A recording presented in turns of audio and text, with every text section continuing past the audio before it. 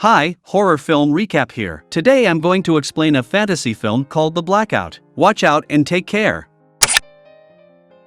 The film begins in a restaurant in Moscow. An army serviceman, Oleg, is on a date with his girlfriend, Elena, engaging in a flirtatious conversation. The couple, alongside the rest of the world, is living a normal day until suddenly, the lights everywhere start to flicker. An airplane stops working midair, falling to its doom, followed by a worldwide blackout. The entire world, except for the area around Moscow, parts of Belarus, Ukraine, and Finland, is plunged into darkness. People in the white areas watch the news in astonishment as the reporter describes the situation of the rest of the world. Communication with the dark countries is halted, leaving no immediate way to figure out what the people of those areas are going through. People assume they are under a terrorist attack, but no one knows for sure what caused the blackout. Eventually, the dark area is named the quarantine zone and the areas with light are named the circle of life. The government sends several drones into the quarantine zone, but they mysteriously disappear, leaving them no options but to send an army to investigate. As soon as they land, the soldiers are met with a terrifying truth. Everyone on the dark side died on the spot as soon as the blackout occurred. Not just humans, but animals like fishes, cats, and even butterflies are dead. One team is inspecting an apartment when someone attacks a soldier. The person runs away after jumping off a tall building. This means that not all living things are dead, but the sudden attack remains unexplained. A month passes in a similar fashion, but the government sees no progress in their research. They are still oblivious to what caused the blackout and the deaths. All former soldiers are drafted to the research teams, including the second protagonist, Yuri. He took a break from work to look after his mother with dementia. Because of the draft, he reluctantly has to leave her with the next-door neighbors, hoping she will be fine until he returns. The following day, a new batch of soldiers arrive at their post. Lieutenant Marina reveals that the forensic reports of the quarantine zone dead bodies have just been published. It says the cause of the death is neurotoxin poisoning produced by the body itself. This means the people were killed because something triggered their bodies to produce the toxin abnormally. Oleg and his girlfriend Elena are at their post getting ready to deploy to a quarantine zone for research. However, their plan is interrupted by the sudden ringing of alarms. The radar shows that something massive is coming their way from the forest. The soldiers have no view of the enemy, so they settle on firing in random directions. The scene cuts to the next morning, and we finally get to see the chaos in broad daylight. The attackers were wild bears who killed and devoured many of the soldiers and wreaked havoc on the base. The incident is devastating but also strange, because the bears seem to have attacked strategically. In another part of the city, a man named Sasha is hospitalized. Since the blackout occurred, something strange has been happening to Sasha as he sees vivid dreams and hears voices in his head. The morning after the attack, Sasha feels uneasy, almost as if he can feel the soldiers' fear when they fought the bears. He is then approached by a man named Genya who claims to be his ally. He reveals that many people are still alive in the quarantine zones but are being controlled by someone. Sasha is also connected to their minds because he was at the border of the circle of life when the blackout occurred. This explains his dreams and also the bear attack, which was an elaborate plan devised by the person who is controlling everything. Genya doesn't disclose how he knows all this, which causes Sasha to panic. He calls the guards but finds out he has been talking to Genya in his mind and he is not physically present in the room. Meanwhile, in the army base, multiple teams of soldiers set off for different parts of the quarantine zones for their respective mission. A few hours later, the first team reaches a quarantine city where the plane had crashed. To their surprise, they are welcomed by the surviving humans who are now a puppet to someone else. They are waiting with tanks, arms, and ammunition, ready to fight the soldiers. Soldier Yuri and the second team are with a press reporter named Alia. They reach a town safely where they have to establish an observation camp for the next few days. Meanwhile, Oleg is with Group 3 entering a city called Kirov. A few days pass and the soldiers continue keeping watch in their respective areas. Then one day, a man named Ed approaches Sasha and reveals himself to be a humanoid alien. He wants to use Sasha's psychic abilities to find the perpetrator of the blackout, who is none other than Ed's brother R.A. The lieutenant catches Ed and arrests them after he promises to explain everything he knows about the blackout. A while later, everyone is in the interrogation room, waiting for Ed to speak. He starts by revealing that he and his people are natives of a planet in a different galaxy. They never age after a certain point and cannot die of natural causes until someone kills them. When their planet's sun died, they had to relocate to a better one with a younger son. They chose the Earth and sent Ed and his brother R.A. to the planet to make it ready by the time everyone else arrives on a bigger ship. 200,000 years ago, when Ed and R.A. came to the Earth, humans used to possess psionic powers and could use telepathy and psychosis. This is how they created pyramids and other unexplained infrastructures of the world. Such powers could be a problem for Ed's kind when they came to Earth, so R.A. and Ed used a bioweapon to make the power of psionic disappear from humans. It was the first step taken to make Earth suitable for aliens. But now, R.A. wants to wipe out the entire human race so his people would have the planet to themselves. He caused the blackout and the deaths of several to put his plan into action. His next step is to use the surviving humans to fight the people inside outside the circle of heaven since he can control them easily. The lieutenant finds it hard to believe, but she has no room to distrust him after what they have faced in the past month. The most concerning part is that the aliens are arriving on Earth in 2 days, which means they have only 48 hours to defeat RA. While the officials discuss their next step, Oleg and his group catch a kid trying to collect food from a store. Initially, they feel sympathetic and help him, but then RA takes control of the boy and makes him attack the soldiers. They have to reluctantly shoot him dead and report the situation to the lieutenant. However, this is only the start of the fight. When it gets dark, thousands of Roz puppets from the quarantine zone attack all 3 army posts, giving rise to a battle for colonization. Yuri and his team are heavily outnumbered,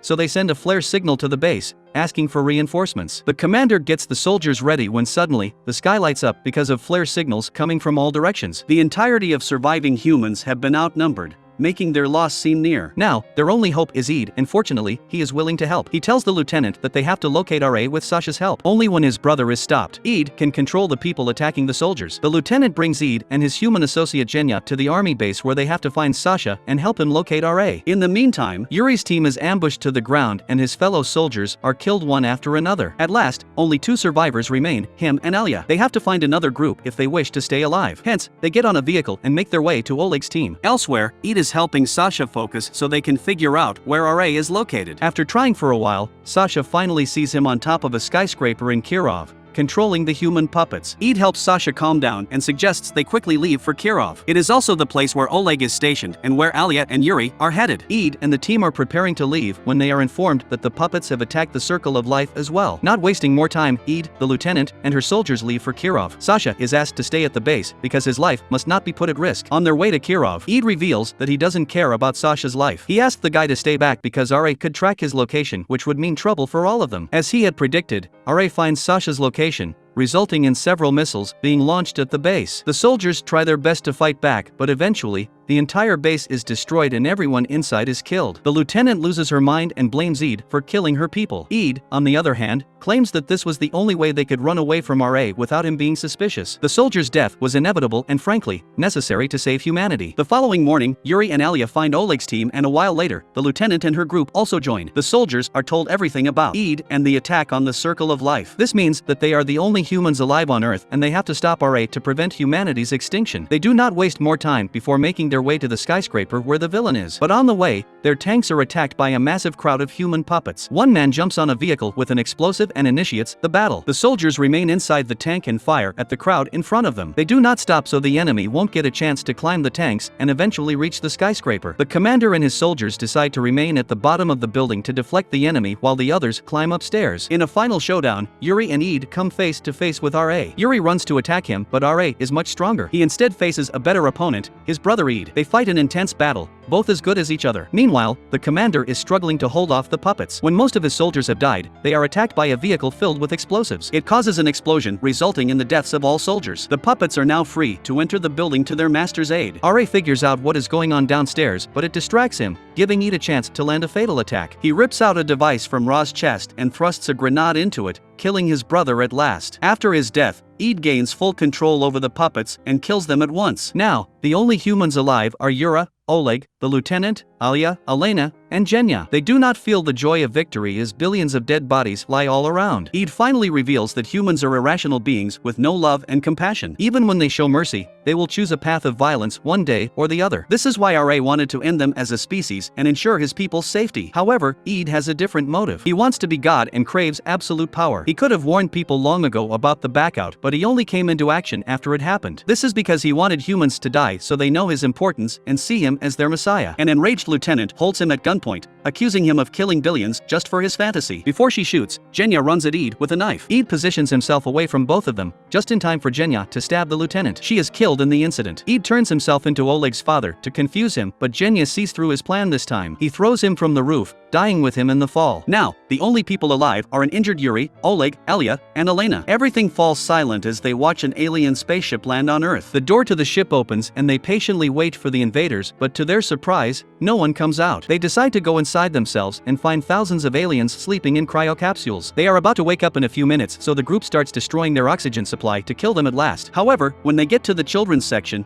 they cannot get themselves to kill the innocent kids. In the last scene, hundreds of alien children come out of the capsule, ready to explore their new home. Subscribe for more videos like this. Thank you for watching.